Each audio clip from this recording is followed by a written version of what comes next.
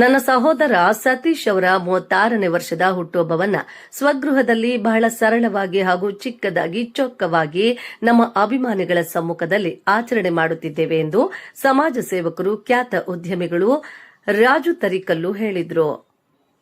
ಹುಣಸೂರು ತಾಲೂಕಿನ ತರಿಕಲ್ಲು ಗ್ರಾಮದ ತಮ್ಮ ಸ್ವಗೃಹದಲ್ಲಿ ಸಹೋದರ ಸತೀಶ್ ಅವರ 36ನೇ ವರ್ಷದ ಹುಟ್ಟುಹಬ್ಬವನ್ನ ಆಚರಿಸಿ ನಂತರ ಮಾಧ್ಯಮದವರೊಂದಿಗೆ ಪ್ರತಿಕ್ರಿಯಿಸಿದ ಅವರು, ನಾನು ಮಾಡುವಂತಹ ಸಮಾಜ ಸೇವೆಗೆ ನಮ್ಮ ಪೂಜ್ಯ ಮಾತೃ, ನನ್ನ ಸಹೋದರ ಹಾಗೂ ನನ್ನ ಮಡದಿ ಮತ್ತು ನನ್ನ ನಾದಿನಿಯ ಆಶೀರ್ವಾದವಿದೆ ಹಾಗೂ ಬಡತನದ ಕೈರುಚಿ ಬಹಳವಾಗಿ ಅನುಭವಿಸಿದ್ದೇನೆ. ಹಾಗಾಗಿ ಪ್ರತಿ ವರ್ಷವೂ ಶಾಲಾ ಪ್ರಾರಂಭದ ದಿನಗಳಲ್ಲಿ ಸರ್ಕಾರಿ ಶಾಲೆಯ ಮಕ್ಕಳಿಗೆ ನೋಟ್ ಬುಕ್ ಹಾಗೂ ಬ್ಯಾಗ್ ವಿತರಣೆಯ ಜೊತೆಗೆ ಇನ್ನಿತರ ಸಮಾಜಮುಖಿ ಕಾರ್ಯಕ್ರಮಗಳನ್ನು ಮಾಡುವ ಪ್ರವೃತ್ತಿಯನ್ನ ಬೆಳೆಸಿಕೊಂಡಿದ್ದೇನೆ.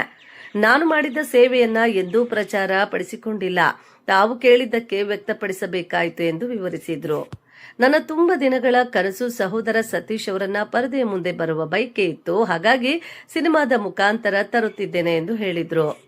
ಹುಟ್ಟುಹಬ್ಬವನ್ನ ಆಚರಿಸಿಕೊಂಡು ಮಾತನಾಡಿದ ಸತೀಶ್ ಅವರು, ಹುಟ್ಟುಹಬ್ಬದ ಪ್ರಯುಕ್ತವಾಗಿ ನನ್ನ ಎಲ್ಲ ಸ್ನೇಹಿತರು, ಹಿತೈಷಿಗಳು, ಸಂಬಂಧಿಕರು, ನನ್ನ ತಂದೆಯ ಸಮಾನರು, ನನ್ನ ಅಣ್ಣ ರಾಜಣ್ಣ ಹಾಗೂ ಡಾಕ್ಟರ್ ಲೋಹಿತ್ ಅವರ ಅಭಿಮಾನಿ ಬಳಗದವರಿಗೆ ಮೊದಲನೆಯದಾಗಿ ಧನ್ಯವಾದಗಳನ್ನು ಹೇಳುವುದಕ್ಕೆ ಬಯಸುತ್ತೇನೆ ಎಂದರು. ನಮ್ಮ ರಾಜಣ್ಣ ಅವರು ಸಮಾಜ ಸೇವೆಯಲ್ಲಿ ಈಗಾಗಲೇ ತಮ್ಮನ್ನು ತಾವು ತೊಡಗಿಸಿಕೊಂಡಿದ್ದಾರೆ. ಏಕೆಂದರೆ ಅಧಿಕಾರ ಇರಲಿ ಇಲ್ಲದಿರಲಿ ಸಾಮಾಜಿಕ ಕಾರ್ಯಕ್ರಮಗಳನ್ನು ನಿರಂತರವಾಗಿ ಮಾಡುತ್ತಿದ್ದಾರೆ. ಹಾಗಾಗಿ ಜನರು ಆಸೆ ಪಟ್ಟಿದ್ದಲ್ಲಿ ನಾವೆಲ್ಲರೂ ಕೂಡ ಸೇರಿ ಅವರಿಗೆ ರಾಜಕೀಯವಾಗಿ ಶಕ್ತಿಯನ್ನು ತುಂಬುವಂತಹ ಪ್ರಯತ್ನವನ್ನ ಮಾಡುತ್ತೇವೆ ಎಂದು ತಿಳಿಸಿದರು.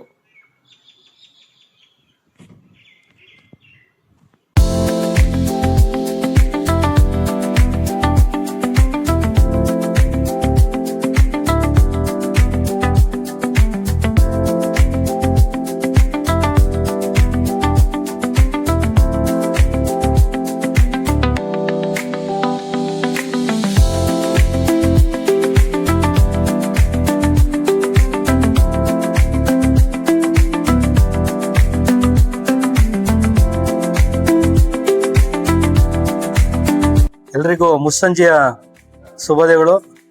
ಮೊದಲಿಗೆ ಎಲ್ಲ ಪತ್ರಿಕಾ ಮಾಧ್ಯಮದವರಿಗೆ ನನ್ನ ಅಭಿನಂದನೆ ಸಲ್ಲಿಸ್ಲಿಕ್ಕೆ ಬಯಸ್ತೇನೆ.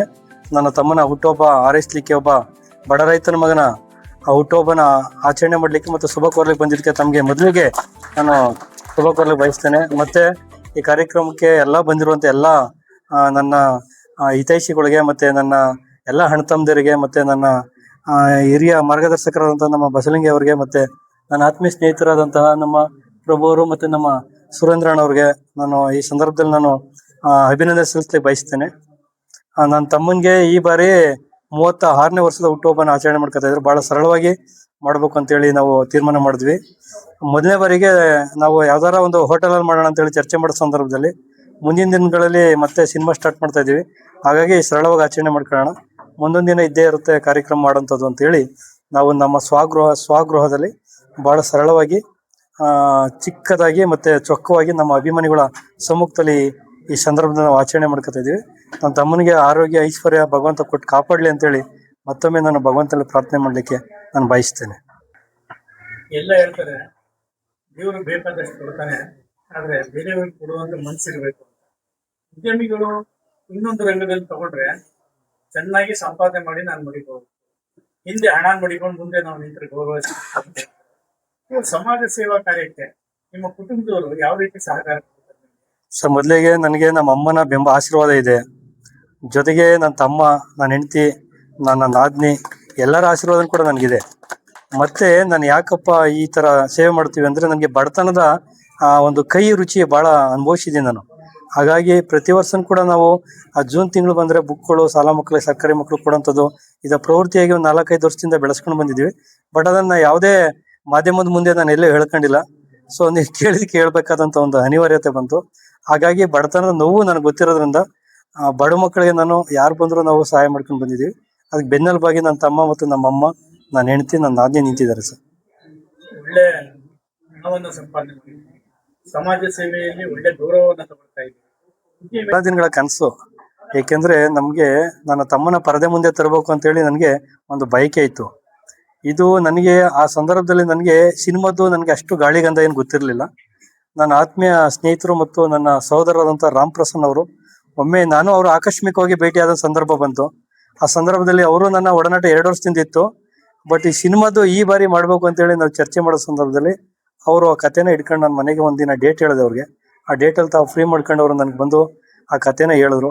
ಅದು ಒಂದ್ ರೀತಿಲಿ ನೋಡಿದ್ರೆ ಯಾರು ಕೂಡ ಅದು ಕಾಲ್ಪನಿಕ ಕಥೆ ಅಂತ ಏನು ಅನ್ಸಲ್ಲ, ಏನೋ ಒಂದು ನೈಜ ಕಥೆನ ಆದರ್ಶಿ ಮಾಡೋರೆ ಅಂತ ಅನ್ಸುತ್ತೆ. ನನ್ನ ತಮ್ಮನ್ನು ಕೂಡ ಪರದೆ ಮೇಲೆ ತರ್ಬೇಕು ಅನ್ನೋದು ನನ್ನ ಒಂದು ಬಯಕೆ. ಹಾಗಾಗಿ ಈ ಸಿನಿಮಾನ ಒಪ್ಕೊಂಡೆ ಸರ್. ನಮ್ಗೂ ಕತೆ ಏನ್ ಹೇಳ್ಬೇಕು, ಎಷ್ಟು ಹೇಳ್ಬೇಕು, ಒಂದ್ ಲೈನ್ ಅಂದ್ರೆ 4 ಪೇಜ್ ಇರುತ್ತದು. ಅದನ್ನ ಮಾತ್ರ ಕಂಟೆಂಟ್ಗಳನ್ನ ಹೇಳ್ಕೊಂಡು ಹೋಗಿದ್ರೆ ಅಷ್ಟೇ. ಆ ಸ್ಕ್ರಿಪ್ಟ್ ನ ಬಿಡಿಯಾಗಿ ನಮ್ಗೂ ಅಗ್ರಿಮೆಂಟ್ ಆಗುತ್ತೆ. ಅಗ್ರಿಮೆಂಟ್ ಆದ ನಂತರ ಅವ್ರು ಹೇಳ್ಕೊಂಡು ಹೋಗ್ತಾರೆ ಸರ್. ಕತೆ ವಿಶೇಷತೆ ಏನಂದ್ರೆ ಸಮಾಜಕ್ಕೆ ಒಂದು ಮೆಸೇಜ್ ಕೊಡುವಂಥದ್ದು, ಮತ್ತೆ ಪ್ರತಿಯೊಬ್ರು ಬಾಲ್ಯ ಜೀವನದಲ್ಲಿ ಏನ್ ತುಂಟಾಟ ಆಡ್ಕೊಂಡ್ ಬಂದಿದ್ವಿ ಅದನ್ನ ತೋರಿಸುವಂಥದ್ದು ಪರದೆ ಮುಂದೆ.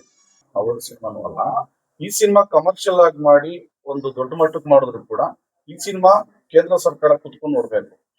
ತುಗು ಗ್ರಾಮಗಳು ಹೇಗಿರುತ್ತೆ ಅನ್ನೋಂಥದ್ದು, ತುಗು ಗ್ರಾಮದಲ್ಲಿರುವಂತಹ ವಿದ್ಯಾರ್ಥಿಗಳು ಹೇಗಿರ್ತಾರೆ, ಅಲ್ಲಿರೋ ಜನಗಳು ಹೇಗಿರ್ತಾರೆ ಅನ್ನೋಂಥದ್ದು, ಜೊತೆಗೆ ಅದನ್ನ ನೋಡಿ ಆ ಕೇಂದ್ರ ಸರ್ಕಾರನೇ ಇದಕ್ಕೆ ಒಂದು ದೊಡ್ಡ ಮಟ್ಟದ ಅವಾರ್ಡ್ ಕೊಡ್ಬೇಕು ಅನ್ನೋದು ನಮ್ಮ ಅಭಿಲಾಷೆ, ಆಸೆ ಕೂಡ.